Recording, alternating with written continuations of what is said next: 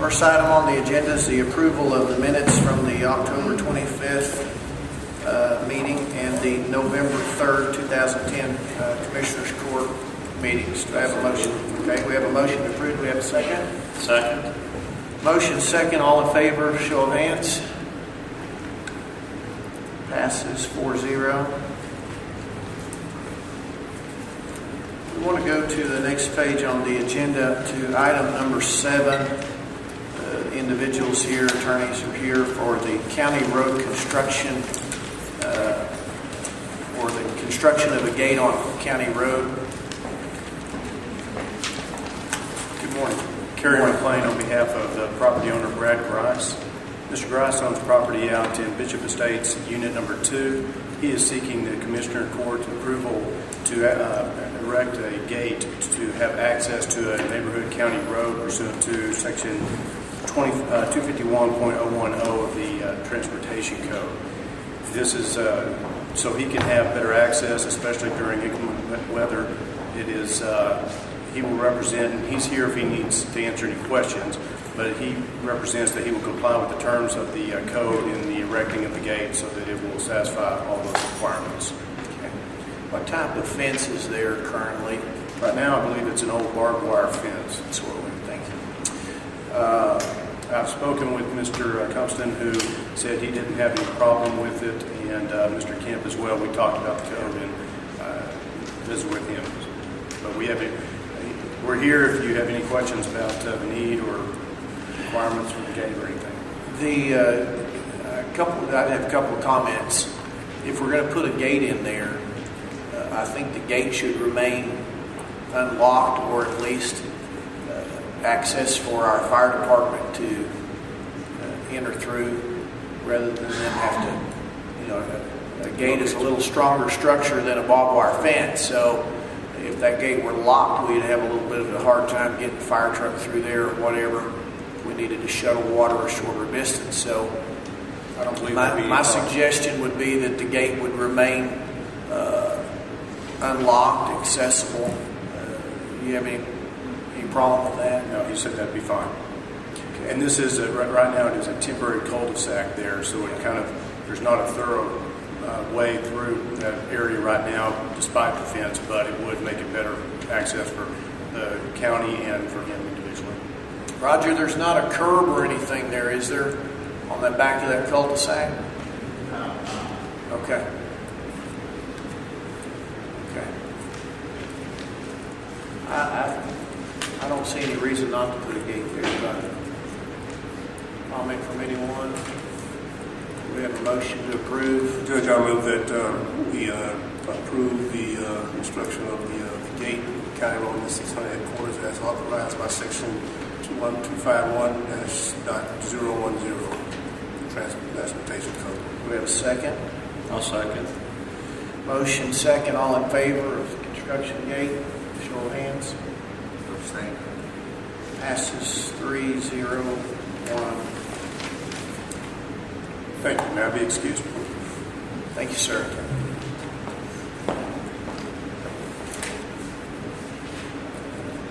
Dave, is there any other items we needed to take out of order to think of? I don't believe so. Okay. Item number 2 on the agenda is the vouchers. Make a motion that we approve checks in the amount of $906,274.17. That's check numbers 130484 through 130766. Second for discussion. Okay.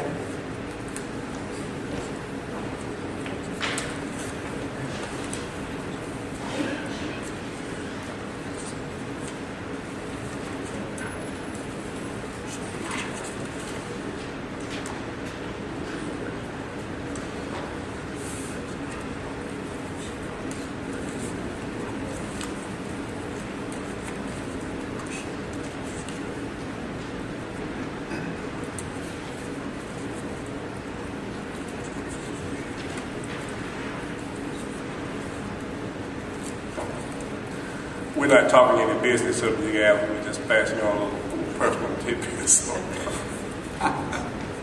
So A question for the sheriff on item number 130556. Schizophrenia CDs for SO. Is that for the inmates, or is that for the employees, or for the commission? It's a training video. Okay.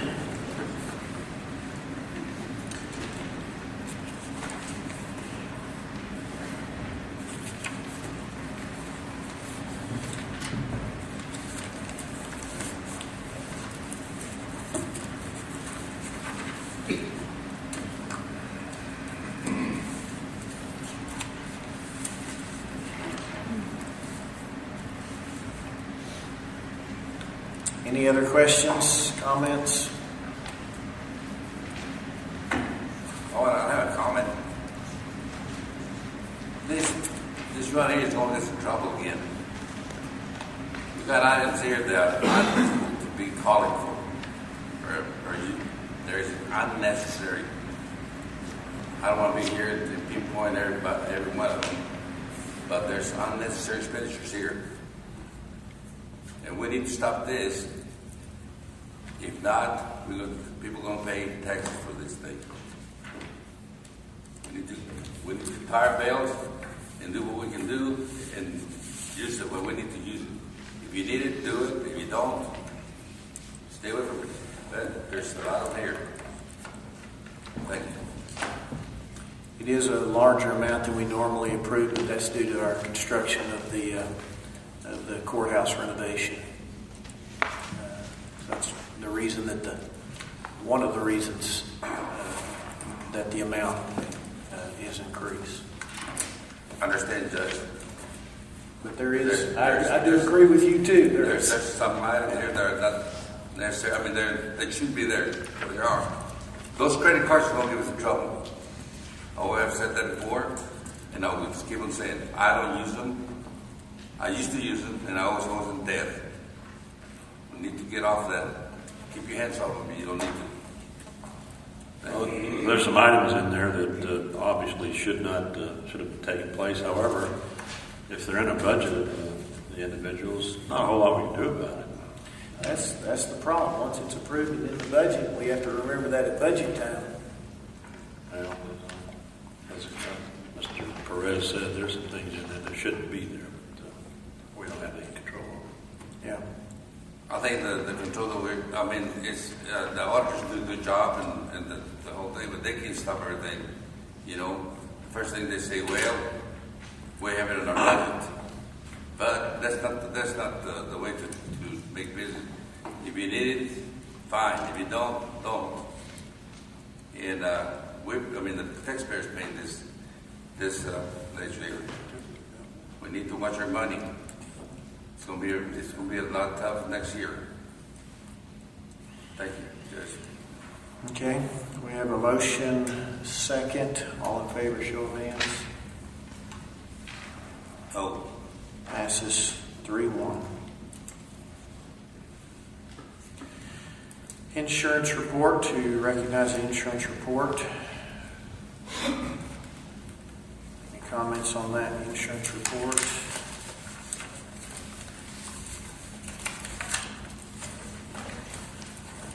So recognized. John Keel is here for item number 4, resolution, PRPC Hazard Mitigation Plan. Consider and act upon a resolution to update the hazard mitigation plan for Potter County. This will require a cost of $1,876 in in-kind matching resources. Sure.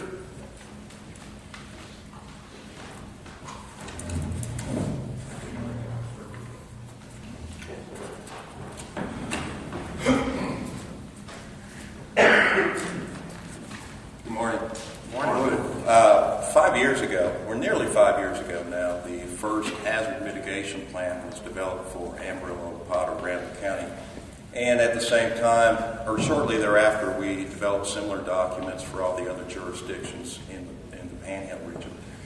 And the reason why those plans were made necessary was as a result of the Disaster Mitigation Act of 2000 and the way that FEMA chose to implement the requirements of that law.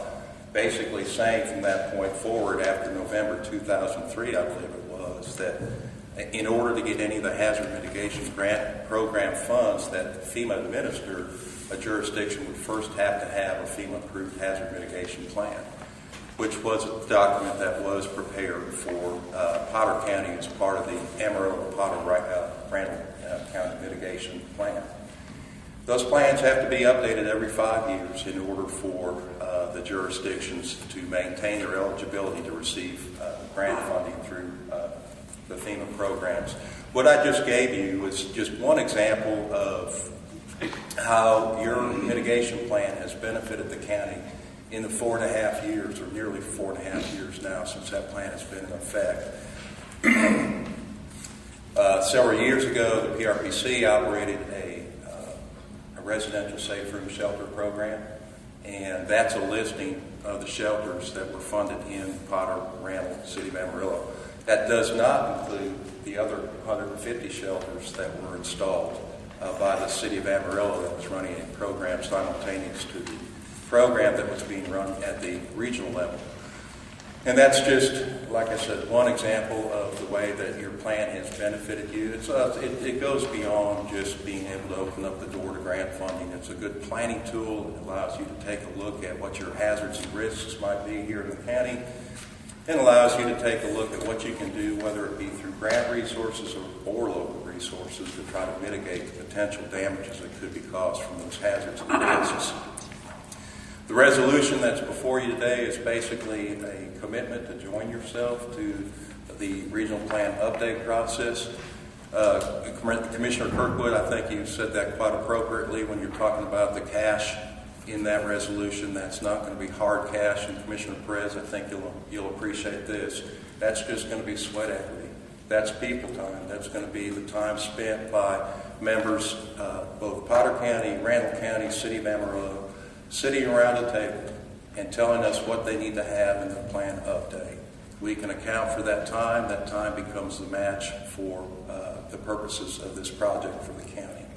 Our goal is to try to get that plan updated, I think in your case, yours was the first plan that was approved in the region. I think that was in April 2006, so we're kind of up against a hard deadline for getting your plan done. So you'll be the first one we start working on as far as the update process goes.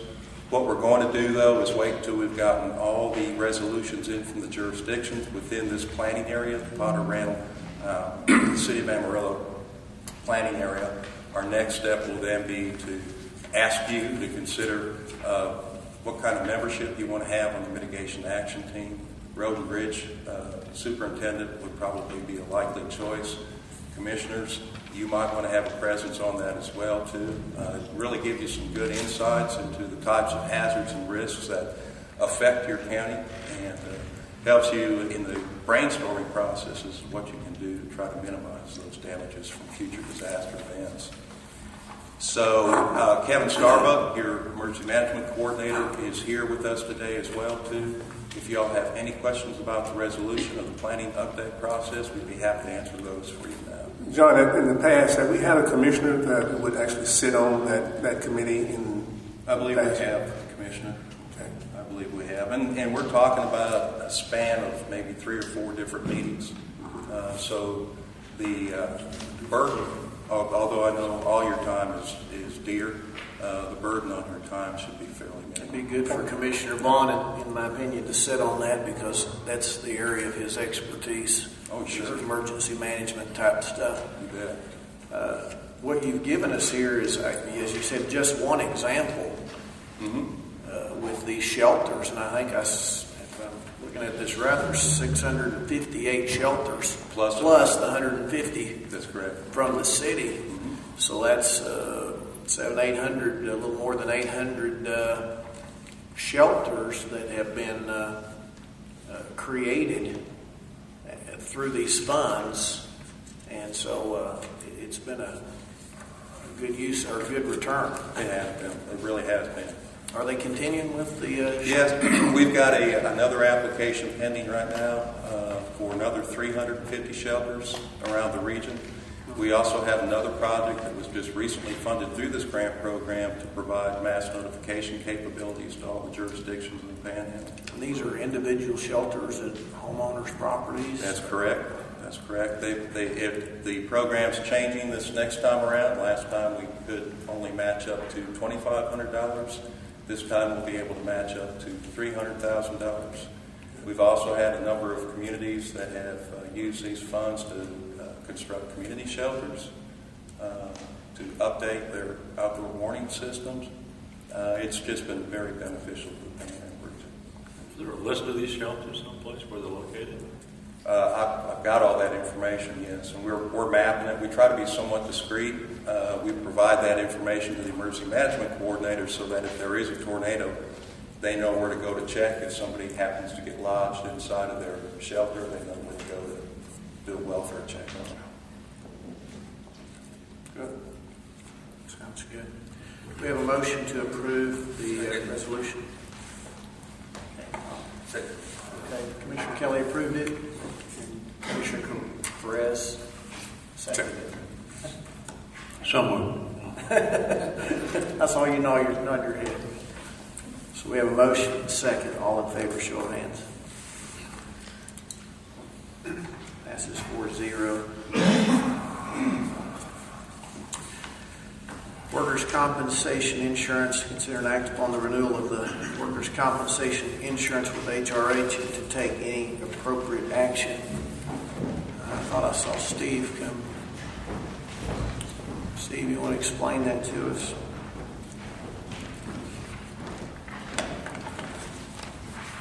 Thank you. This is the second year of a 3-year contract with TPS. It's guaranteed rates for 3 years. The one variable is the experience modifier, which just last year our experience went downhill considerably. Our losses almost quadrupled from the average of the previous 3 years. So we've analyzed those losses to see if there was any trends that we could identify, and they're pretty much across the board. The guard got hit, guy fell off the roof. Just things that really were kind of unique to this last year. But the rates are guaranteed. Our payroll went up 2% from the previous year. And so this is just the second year of a 3-year contract.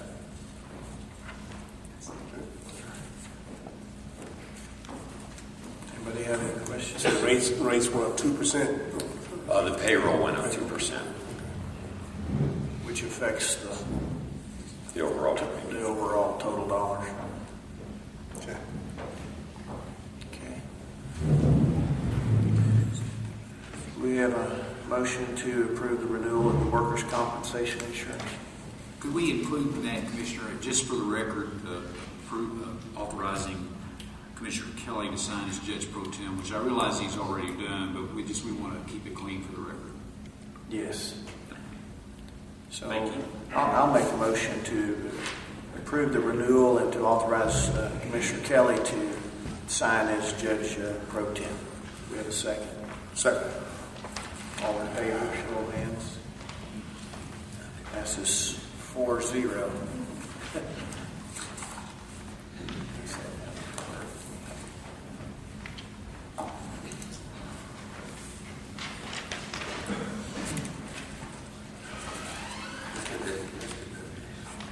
Yeah, we're going to take item number 6, last thing. We're actually waiting on some news to come back from. Well, I see that Scott's here now, so.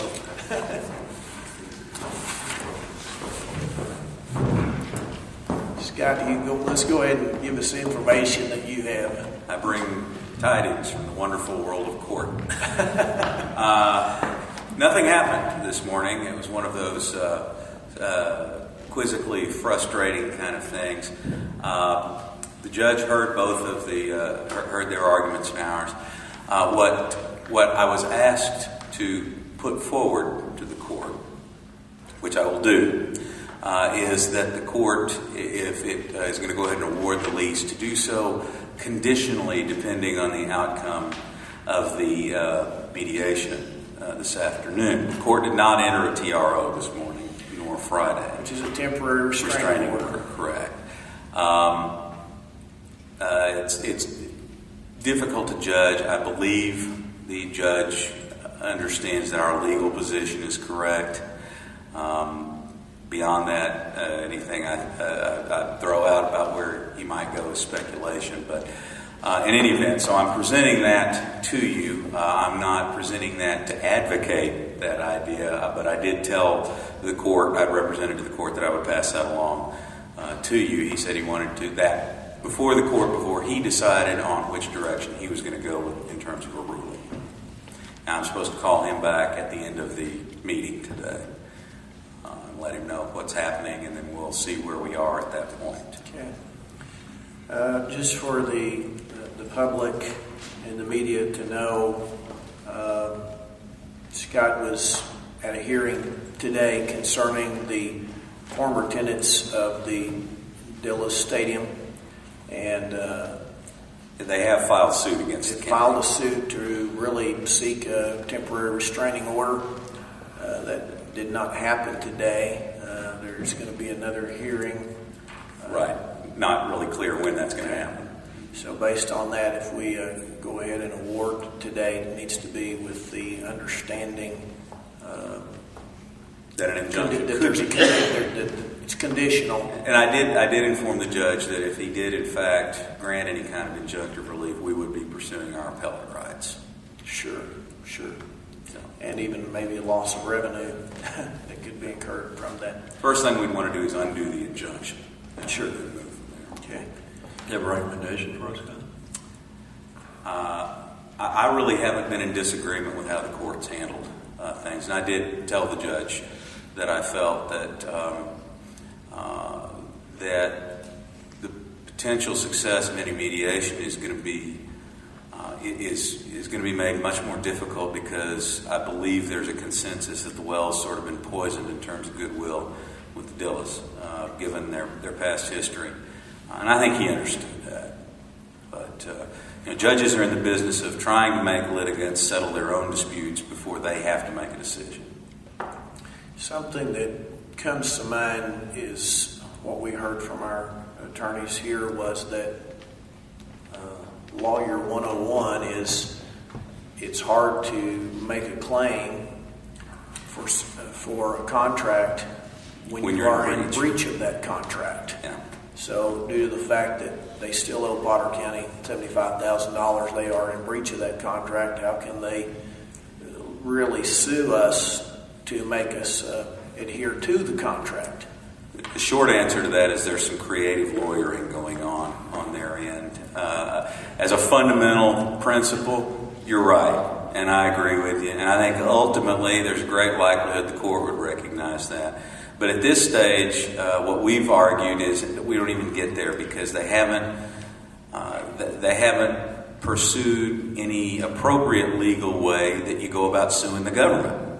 There are significant limitations on how you can sue the government, and the reason is pretty simple. It's not to protect anybody except the taxpayers. It's to protect the public treasury and its use either to pay damages or to defend against lawsuits that are intended to control government action. Public control of government action is supposed to take place at the ballot box, not in the courtroom. That's correct. Let me say this. I had a lot of faith in that organization they had before, and I had communication with them in some way. Very good. They were very good at the time. But when somebody sends you a check to pay, and I like to be easy on them, but I don't think we should be easy on it. They still owe us $75,000. They already used the stadium. The other thing is, we should go after them for the check that they bounced, and it's still pending. And I feel that this court, our court system we should take action on it. And they want to. I know we're doing the right thing, and we did the right thing by doing this. what we're doing. But are they writing a bad check? The first time they paid the $25,000 was a bounce check. They went back and they paid that $25,000. Then they were due for another one, and they came in with a check that bounced. I hope that, I'm not trying to be cruel, but if they're going to try to hurt the taxpayers should, as us, we should go back and say, you know what, we're going to follow you for $25,000 and get a warrant and go pick them up. That's how I feel about it. There's no ifs, no. Let's do it, we're going to do it, because that's how I feel about it. I know I'm putting the county attorney in the place, but there's some play. Yeah. They're playing with us. It's not such a rough spot for me because that's outside our jurisdiction. Yeah, that level of check is a felony. So You get ran over. That's right. And I guess in consideration of what we've heard today, I'd like to go ahead and make the motion that we approve of the awarding the lease to the Southern Independent League, approve the lease agreement contingency upon any court directives. I'll second that. We have a motion and a second. Let me just say that we had a committee to visit with attorneys present, Commissioner President. I sat on that committee. We went through a negotiation process, and essentially the fundamentals are relatively the same. Probably the dollars are a little different, and it roughly amounts to $72,000. It will come in different forms, 3 different payments of $24,000 roughly that will come in. Some of it will, 24,000 of it will be through in-kind donations and different things, but we really feel like we're going to have a great workable partnership to make baseball happen in this area. And our goal is to fix up the stadium, make repairs. It is a historical ballpark, and we would like to see that get fixed up, and that's part of what we discussed was a plan for that. I think that this league is in comparison to what we've looked at across the board, a lot of research was done by our purchasing department as well. In looking at it, this is probably, if not the most stable, one of the most stable leagues that's out there. And so I'm excited to have these guys on board. And Scott Berry's here with that group. My only comment would be that, we're going to live with whatever the county commissioners approve today.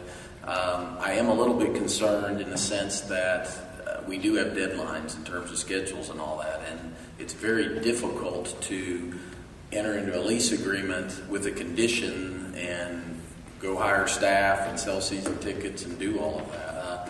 My preference would be to have this lease approved today. I don't know how you restrain something that's already happened.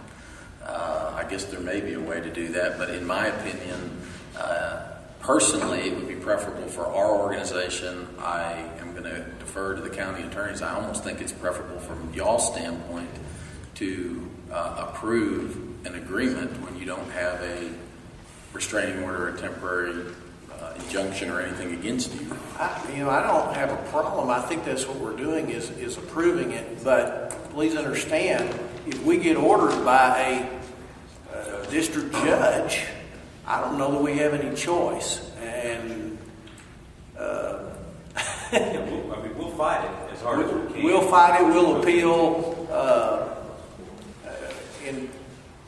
I'm not an attorney, but based on what I hear, I think that we have we have the upper hand in the case. Two questions. Excuse me, Scott. What is your drop dead date as far as when you need to know something in writing, validated in black and white, so you can go out and do the things you need to do to make baseball happen for 2011. And as a side, the other Scott, when do you think we will know something, given what you've presented this morning to a court, understanding the position that we're in, and we need to know something as soon as we can. When do you think that it's going to be prudent for that judge to make a decision? From the league standpoint, we're past the date. My commissioner and I are getting emails, and I'm telling everybody, hold off. That doesn't mean I think that people realize that we're moving as fast as we can, and the county's moving as fast as they can, and so I don't think that there's any specific drop dead date. The other practical side is hiring a staff and going out and starting to promote the team and everything, which I think probably leads to the question to Scott. Yeah, I can tell you that the judge said one way or another he will rule on this by the end of the week. So probably by Friday afternoon. It would take that long for him to rule on that? He's set for a criminal trial that he expects to last. He said expected to last 3 days, and then of course Thursday is a holiday. Okay. We could have assigned this to another judge. My feeling is that we need to go ahead and do this and get him to where he can go ahead and start his season, whatever we need to do. Yeah, and my only question would be, we're in the same boat y'all are. If a judge orders us to do something, we're going to do it. But we're not trying to put y'all in a bad position or anything, but I would prefer, if it was possible, to go ahead and award it with the understanding that I guess Scott's going to be continuing to talk to the court and there's a mediation ordered. But I really would prefer it not be in the lease or the agreement. Yeah, I understand you're saying, Scott. I appreciate that, but correct me, Scott, Attorney Scott, that was that pretty much my motion? Yeah, I would think any mention of conditional would only be in the minutes of the court, and with the understanding that we're going to be bound by whatever the court, being the 47th District Court, does. So we can go ahead and move forward if we approve with the contingent on the court. Move forward today and halt if worst case. Right. Well, I think there needs to be something where Mr. Berry can start his season, get the administration hired, and get the season ticket sold, the advertisement. I think we need to be able to let him start doing that today. Let me ask you, if we do this, whatever the decision we made, can we have a special meeting at least to? Yeah, I think we yes, go ahead. Depending on what happens with the court, on Friday is what's it? Yeah, I suppose you could set a special meeting for Friday. Now, I won't be available till Friday afternoon. I've got to do a DWI conference Friday morning, but Friday afternoon, say 1:30. I'll be later than that. Or we can pass it today contingent upon this favorable ruling. If we just go ahead and approve the lease, the only thing that would stop it is if the judge ruled. Yeah, and it wouldn't really be an injunction. It'd be more like a writ of prohibition or something like that. Yeah.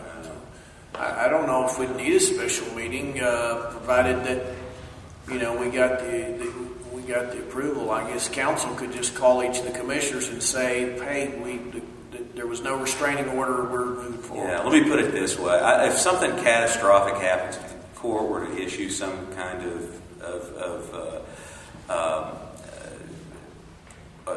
of order that grants relief that really hamstrings both the league and the county, I think then we would probably be able to call an emergency meeting. Otherwise, I'm not sure there's a need for there to be another meeting on it. I think you just go ahead and award the lease. Under the grounds, yeah, we would be able to. That would be considered an emergency, I would think. Okay, so we have a motion to approve the lease and a second. Julie, could you read that motion back? Motion to approve the award of the lease to Southern Independent League litigation. Do we need that in there, pending litigation? I think. Quite frankly, that's true whether you put it in there or not. That's what I just soon have it out of there. Yeah. So you want to amend your motion to? Read that again. One word in there. Kind of caught my eye. Motion to approve the award of the lease to Southern Independent League litigation. Do we need pending in there? Is that something that we can? That's what he just Oh, I'm asked. sorry. Okay. Yeah, Commissioner Kelly just asked that, and he said we didn't have to have that. Okay, so, good.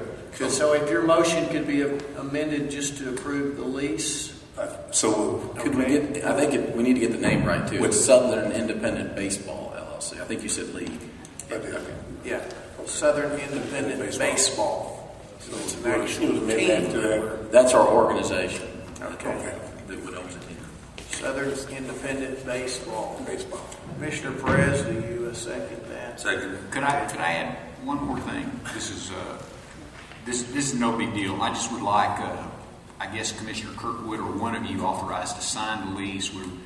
Scott suggested a couple of changes that I think are perfectly fine, but I want to, when I get it in a final lease, I want to send it to them so they can sign it, and I would like the commissioner that authorized to sign the lease on behalf of the county. So I'd like to sign the lease today if we can. Okay. We I'll can stay. make the changes real quick. Okay. We can stay after. I don't mind staying after and signing if that's okay with the court. Yeah. Judge Pro Tem Kirk would do that.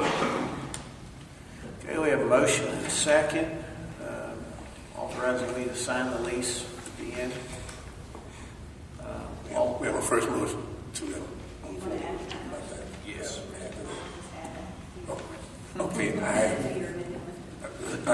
do. I will amend that motion to add for Commissioner Judge Pro Tem Kirkwood to be the signee on the lease at the proper time. And Commissioner Perez, you second that? I'll second that. Okay, now that we've got it all. I didn't want to second it because I wanted to sign it. I don't care. Just kidding. It's okay. Now that we've got all of our legalese in order, we have a motion and a second. All in favor, show of hands. Passes 4-0. Thank you, Commissioners. Thank you. B. Okay, item number B under the Potter County Memorial Stadium. To consider an act upon authorizing the purchasing agent to proceed with the environmental abatement of the stadium. We need about $1,800 roughly in order to get this, to get it moving forward with the environmental issues so we can look at we've got to have the architect type stuff for the any abatement process or in order to look at painting the stadium. And so we need approval to have the purchasing agent to proceed with the environmental. I'll make a move that we approve this item. Motion to approve. We have a second. I'll second. Motion and a second. All in favor, show of hands. Passes 4-0. Item number C under the stadium to consider an act upon replacement of the fence on the south side of the stadium.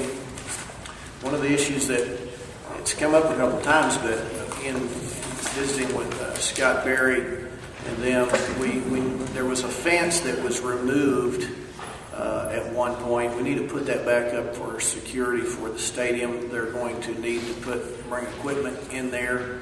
This is just a separation fence between them and the fairgrounds, and it was once there and removed, and it will go from the side of the gate going to the east.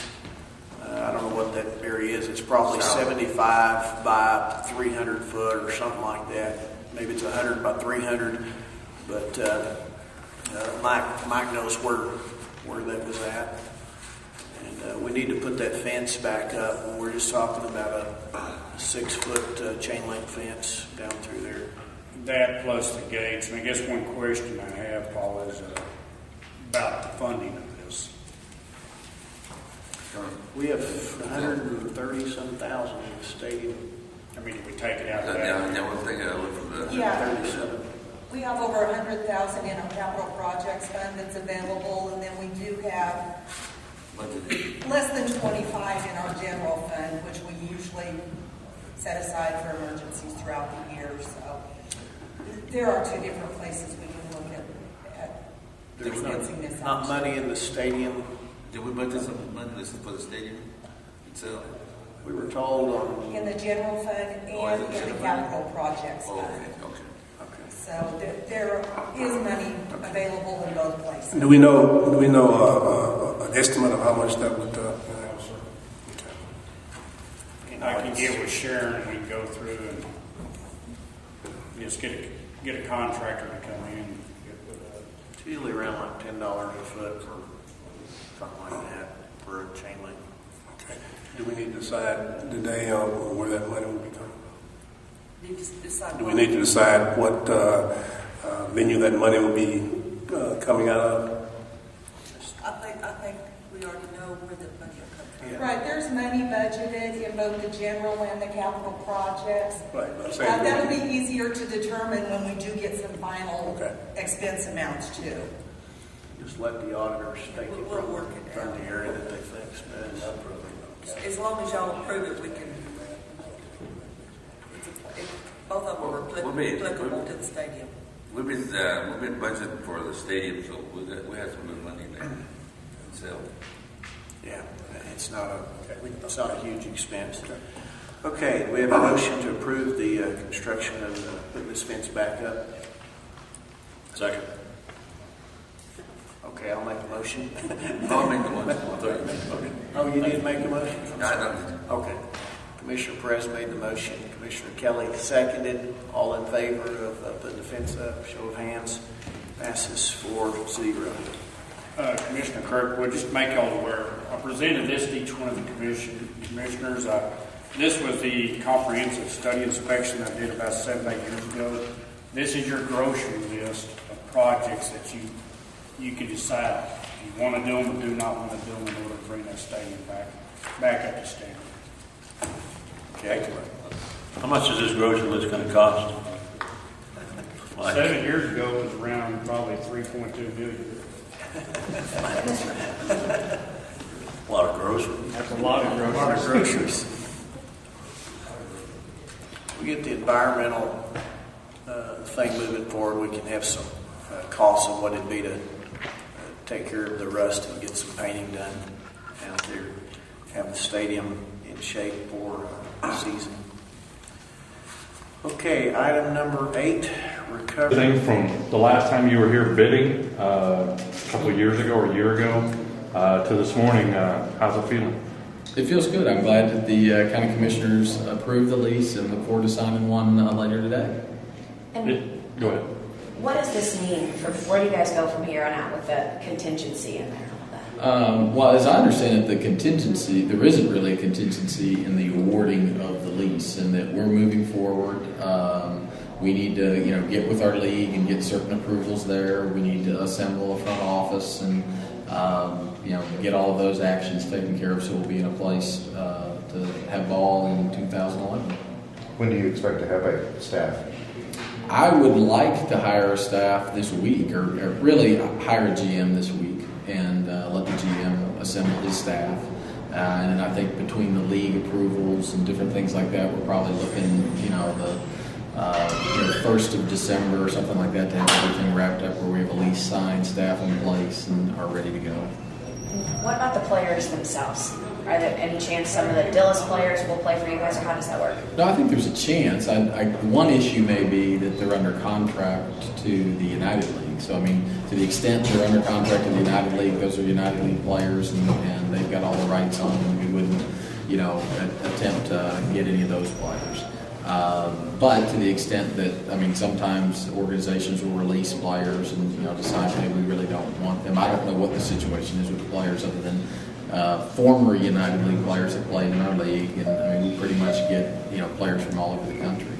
Can you tell us some of the, terms? You understand $72,000, that's for 1 year?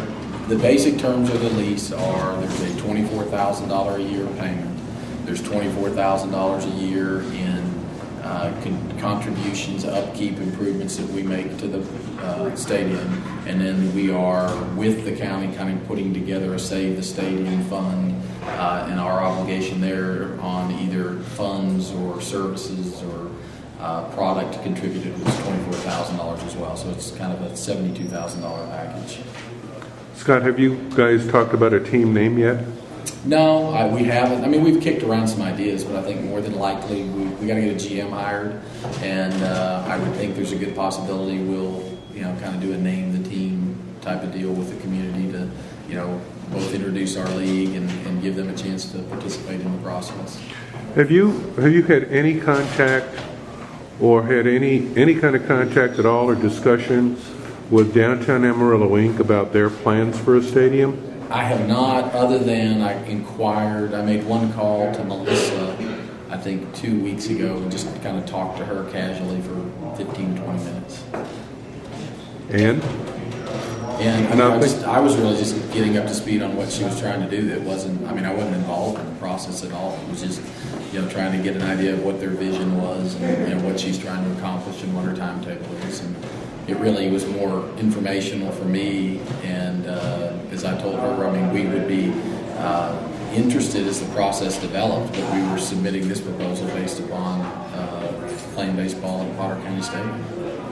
What's next for you guys as far as you've got to get a management staff in place, but then you've got a lot to do in the next few months? Correct. In the next 30 days, I think it's mostly structural, internal. We need to get a GM, we need to get a staff, we need to get with our league and get all of those approvals taken care of, and to get,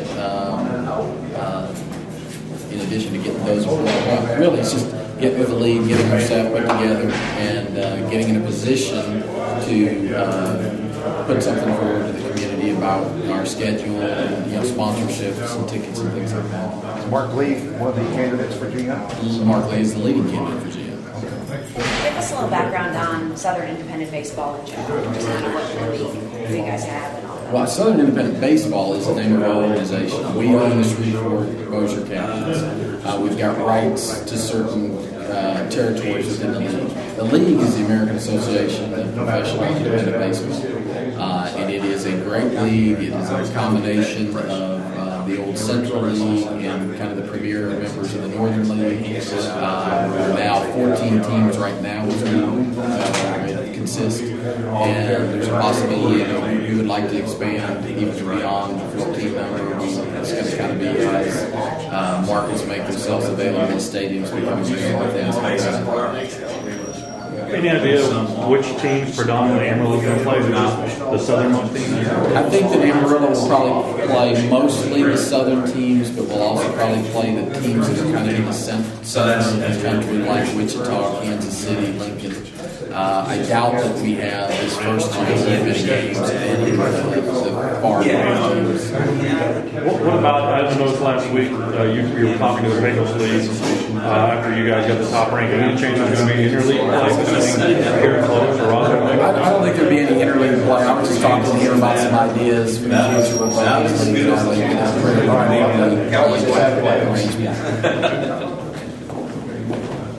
You excited? I'm very excited, very happy, and very pleased with the way the commissioners responded tonight. Any worries about the court, the injunction, the temporary restraining orders? It's really between the county and the prior occupants. But as I understand it simply, the lease was terminated over a month ago, or around a month ago, and that they put the lease out for bid. That amongst others, that the former team occupant was one of the bidders. That they narrowed it down to the top 4 last week, made a selection today, and I think that we just go forward and look forward to great things in 2011 in Amarillo. Oh, I wasn't wrong. Can we do that again? Do what? No. It's just